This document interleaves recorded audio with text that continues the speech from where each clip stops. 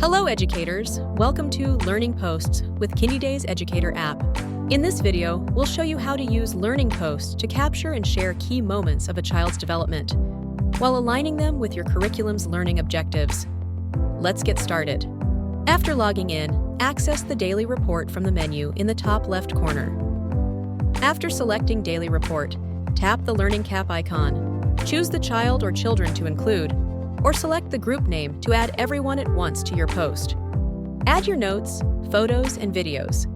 You can capture the photos and videos with the camera, or upload it from the camera roll or Kindiedays album. Choose the objectives from your desired curriculum. You can choose multiple objectives from different learning areas. To assess the child's level in an objective, press the A+ icon. When you are ready with the post, press Save. You can immediately see the post in the child's journal.